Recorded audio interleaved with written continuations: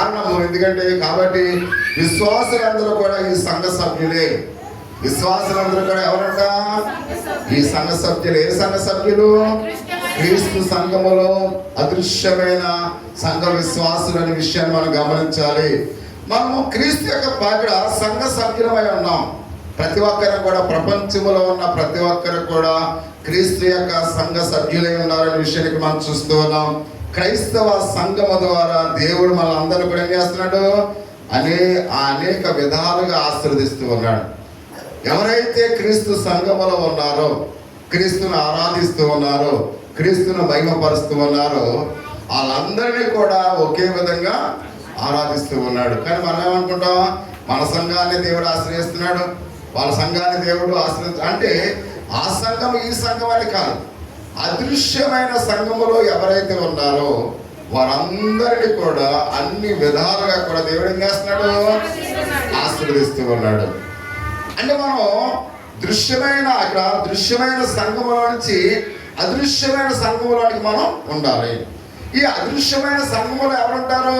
క్రీస్తునందు నిజమైన విశ్వాసులు మాత్రమే ఆ సంఘములో ఉంటారు. వారు మాత్రమే దీవించబడతారు, వారు మాత్రమే ఆశీర్వదించబడతారు. అంటే మనం ఏ సంఘములో ఉన్నామో అది నీకు తెలుసు, నాకు తెలుసు. అర్థమవుతుందా? నేను ఏ సంఘములో ఉన్నానో నాకు తెలుసు, మీరు ఏ సంఘంలో ఉన్నారో మీకు తెలుసు. అంటే ఏ సంఘంలో అంటే శారణ రోజున సంఘంలో ఉన్నామని కాదు. అంటే నీ విశ్వాసము పరిణితి ఎంతో నీకు తెలుసు. నేను ఎంత నమ్మకమైన వాడిగా ఉన్నానో దేవుళ్ళు నాకు తెలుసు. అంటే నేను అదృశ్యమైన సంఘంలో ఉన్నానో లేదో నా అంతరాత్మను నేను పరిశీలన చేసుకుంటే నాకు అర్థమవుతుంది. మీ అంతరాత్మను మీరు పరిశీలన చేసుకుంటే మీకు అర్థమవుతుంది. కాబట్టి ఈ ఉదయకాల సమయంలో ఒకవేళ మీరు దృశ్యమైన సంఘములోనే ఉండి గౌరవం కొరకు, ప్రతిష్ట కొరకు ఒకవేళ అలాగనే జీవిస్తున్నట్లయితే దేవుడిచ్చే ఆశీర్వాదాలు మీకు ఏమాత్రము కూడా రావు. కాబట్టి ఆ దృశ్యమైన సంఘములో అలాగనే ఉంటే ఏమాత్రము కూడా పరలోక రాజ్య వారసులుగా మనం ఉండలేము. అంటే అదృశ్యమైన సంఘములోకి వెళ్ళాలంటే మనం దేవుని మీద ఆధారపడి ఉండాలి, దేవునికి విశ్వాసంలో ఉండాలి, నమ్మకమైన వారిగా మనము ఉండవలసిన వారమైనట్లుగా పరిశుద్ధ గ్రంథంలో అయితే మనం చూస్తూ ఉన్నాం. అందుకనే ప్రియ సహోదరి సహోదర, సంతృప్తి గురించి యెషయా ఆయన చెప్తున్నట్టు ఆకలిగా ఉన్న శిశువుని ఒక దృశ్యాన్ని ఆయన చూపిస్తున్నట్లుగా మనం చూస్తూ ఉన్నాం. ఉదాహరణకు ఆకలిగా ఉన్న ఒక శిశువు ఏడుస్తూ ఉన్నప్పుడు ఎప్పుడైనా మీరు చూసారా? ఒక చంటి పిల్ల ఏడుస్తూ మీరు ఎప్పుడైనా చూసారా? బాగా ఆకలిస్తూ ఒక చంటి పిల్ల ఏడుస్తుంది అనుకోండి, గబగబా వాళ్ళ అన్నీ వచ్చి ఏం చేస్తాడు? ఎత్తుకుంటాడు, అటు ఇటు ఆడిస్తాడు. కానీ ఏడుపు మానేస్తుందా? మానదు. మళ్ళా తండ్రి వచ్చి ఎత్తుకుంటాడు, అటు ఇటు వాళ్ళు ఆడిస్తూ ఉంటాడు. మానేస్తుందా? మానదు. ఎప్పుడు మానేస్తుంది? తల్లి కౌగిట్లోకి తీసుకుని ఎప్పుడైతే పాలిస్తుందో అప్పుడే ఆ బిడ్డ ఆ ఏడుపును మానేస్తుంది.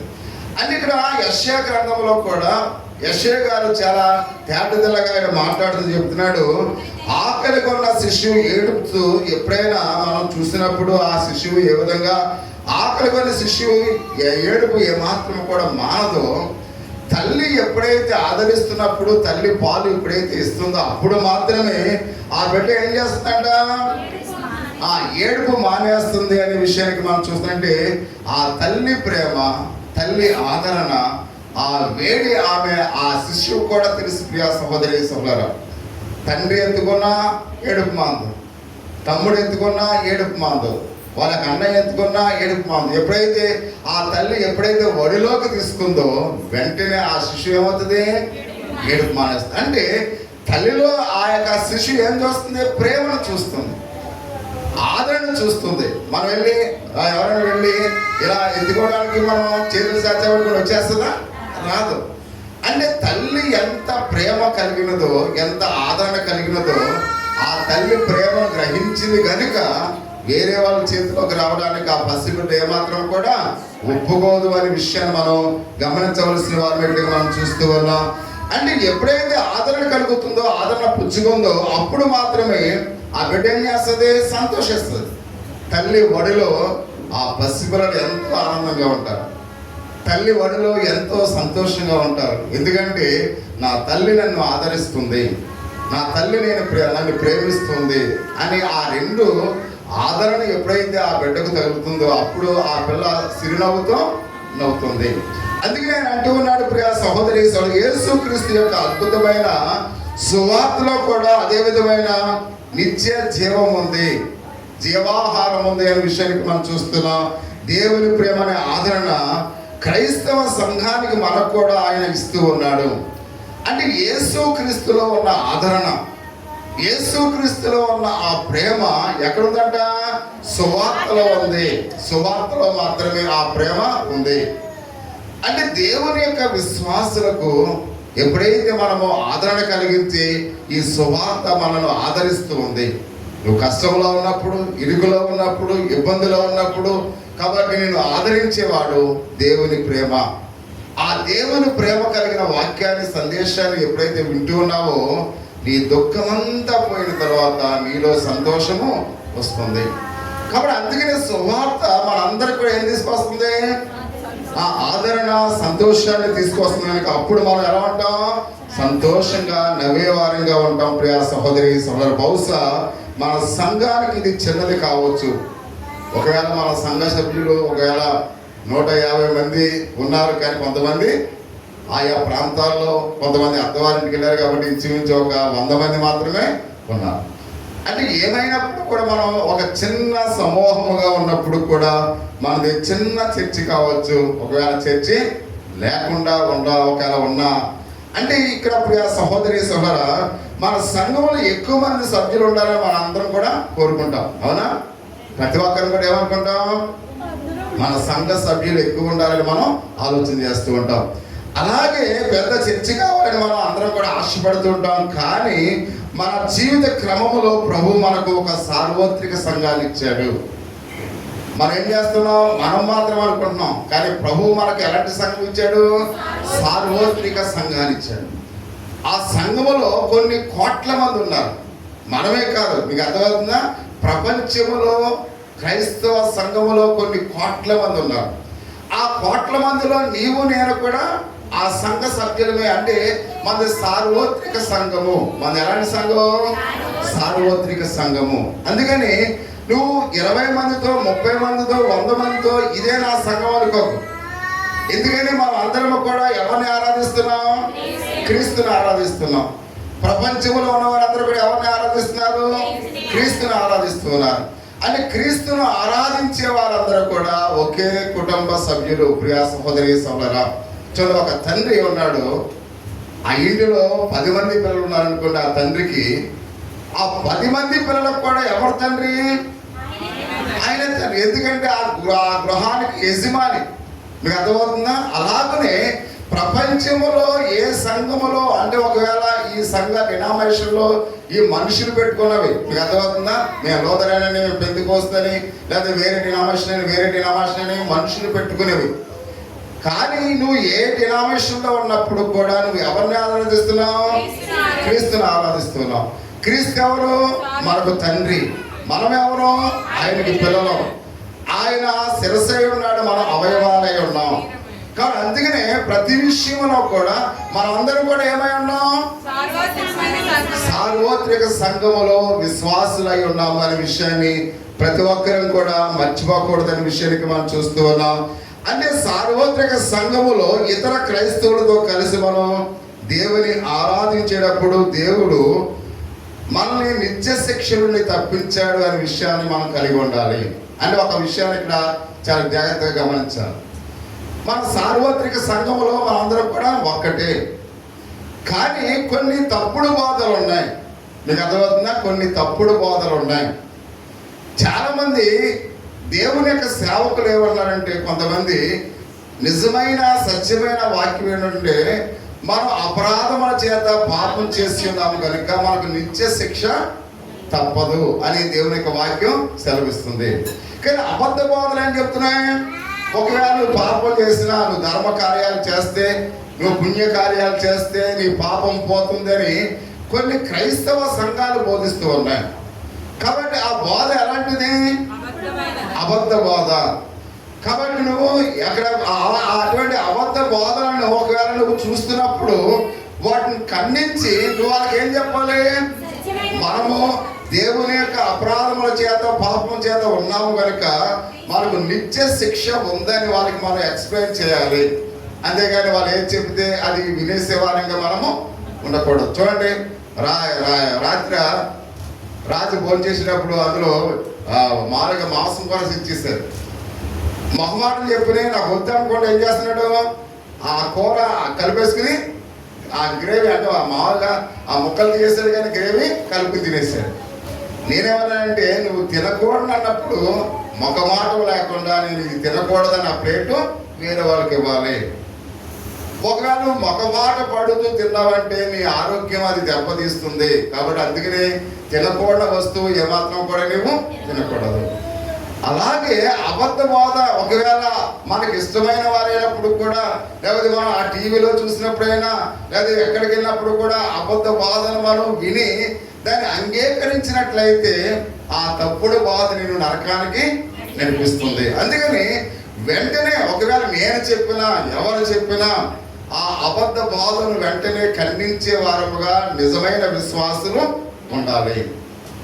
అటువంటి విశ్వాసతలో మనం ఉండాలని పరిశుద్ధ గ్రంథంలో అయితే మనం చూస్తూ ఉన్నాం. రెండవదిగా మనం గమనించినప్పుడు నిస్సహాయులమైన పాపులమని మనం ఒప్పుకోవాలి. మనం ఏం చేయాలి? ప్రతిదినము కూడా మేము నిస్సహాయ స్థితులైన పాపులమై ఉన్నాం. కొన్ని సంఘాలు ఏమన్నాయంటే మనం చూసినట్టే సాధారణంగా నేను ప్రార్థన చేసినప్పుడు ఇక్కడ మనం చూస్తూ ఉంటాం, ప్రభువా నా యొక్క పాపముల చేత అయితే నువ్వు నన్ను ఎంతగానో క్షమించాం కాబట్టి నువ్వు శిలువ మరణ బలియాగముల చేత నన్ను రక్షించావని మనం ప్రతి ప్రార్థనలో కూడా నేను మాట్లాడుతున్నాను. అంటే నేను పాపిని ప్రభువా నన్ను క్షమించాను ప్రతి ఉదయాన్ని కూడా నేను ఏం చేస్తాను? దేవుని అడుగుతాను. అంటే మన మాటల ద్వారా, క్రియల ద్వారా, తలంపుల ద్వారా పాప సంబంధమైన ఆలోచనలు కలిగి ఉన్నాం. వీటిని కూడా కొన్ని సంఘాలు విమర్శిస్తున్నాయి. ఎలా విమర్శిస్తున్నాయంటే, నువ్వు పాస్టర్ గారు కదా, నువ్వేం పాపం చేశానంటే ఇంకా సంఘానికి ఏం బోధిస్తావు అంటే పాస్టర్ గారు తప్పు చేయడని వాళ్ళు నిర్ణయం చేసుకుంటున్నారు. అంటే తప్పు చేయడానికి ఇక్కడ అపోస్తలుడైన పౌలు ఏమన్నాడు? నేను పాప స్వభావాన్ని కలిగిన వాడై ఉన్నాను, నేను మంచి చేయాలనుకుంటున్నాను కాబట్టి మంచి చేయలేకపోతున్నాడు, చెడునే చేస్తున్నాడు. ఎందుకంటే నేను కలిగి ఉన్న ఈ యొక్క శరీరము పాప సంబంధమైనది. ఇది నాలో ఈ యొక్క పాప క్రియలు ఎప్పుడైతే పోతాయంటే, నేను ఎప్పుడైతే సమాధిలో పూడ్చిపెడతానో అప్పుడే నాలో ఉన్న పాపము పోతుంది.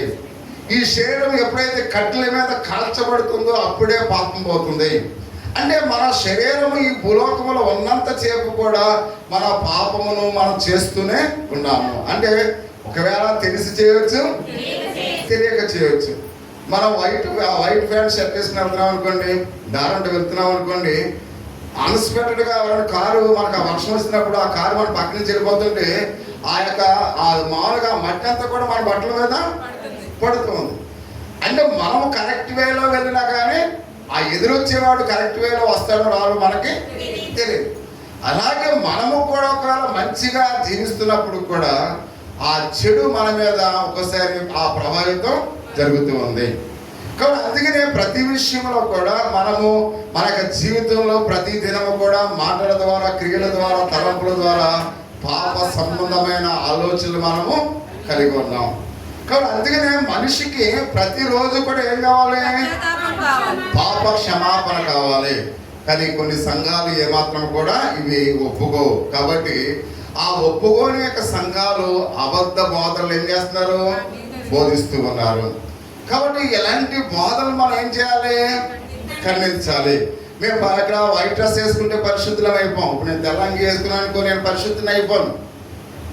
నా శరీరంలో ఉన్న మలినం పోవాలి, నా ఆలోచన విధానం మారాలి, నా ఉద్దేశాలు మారాలి, నా యొక్క తలంపులు మారాలి. అంతేగాని నేను వైట్ డ్రెస్ వేసుకున్నాను కదా, నేను పరిశుద్ధులు అంటే వైట్ డ్రెస్ వేసుకుంటే పరిశుద్ధులం అయిపోం. మీకు అర్థమవుతుందా? అలాగనే ప్రతి ఒక్కరు కూడా అనుదినము కూడా, అందుకని లోదన సంఘాల్లో ప్రతి ఆదివారం కూడా మనం చేస్తాం, పాప క్షమాపణ పొందుతాం ఆరాధనలో. అదే క్రైస్తవ విశ్వాసులకు అది ఎంతో అవసరం అనే విషయాన్ని కూడా మనం చూస్తూ ఉన్నాం. అయితే అంత మాత్రమే కాకుండా దేవుడు మనల్ని ప్రేమిస్తూ ఉన్నాడు కనుక మన పాపాలను తీసే క్రమములో దేవుడు తన కుమారుని లోకానికి పంపించాడు. ప్రియా సహోదరి సహోదరా, ఈ పాపము మనకు మనమే ప్రాయశ్చిత్తాన్ని చేసుకోలేము. ఈ పాపము మనకు మనమే తీసివేసుకోలేము. కాబట్టి అందుకనే దేవుడు గ్రహించాడు కనుక తన ప్రియమైన కుమారుడైన యేసుక్రీస్తు వారిని ఈ లోకానికి పంపించి మన స్థానములో ఆయన శిలువ మీద ఆయన మరణించాడు. ఇది యథార్థమైన సత్యమైన బోధ. ఈ బోధ ప్రపంచంలో ఎవరు చెప్పినా అది మంచి బోధ. మీకు అర్థమవుతుందా?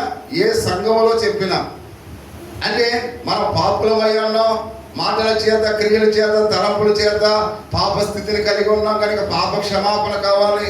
కాబట్టి మనకు మనమే ఆ పాపం నుండి మనం తప్పించుకోలేం కనుక ఏ ప్రభువైన యేసుక్రీస్తు వారు మన స్థానంలో ఆయన మరణించాడు, ఆ రక్షకుడు నాకు అవసరమని ఎవరైతే చెబుతారో అది ఏ సంఘమైనా, చెట్టు కింద చెప్పిన ఒక సేవకుడైనా అది నిజమైన బోధ.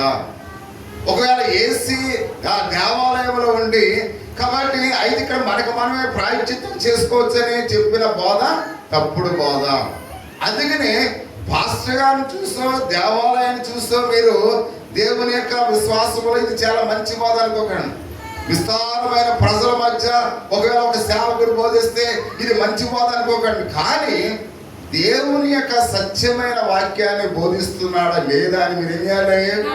గమనించాలి. అది ప్రతి ఒక్కరము కూడా చేయవలసిన విషయం అనే విషయాన్ని ప్రతి ఒక్కరము కూడా ఆలోచించవలసి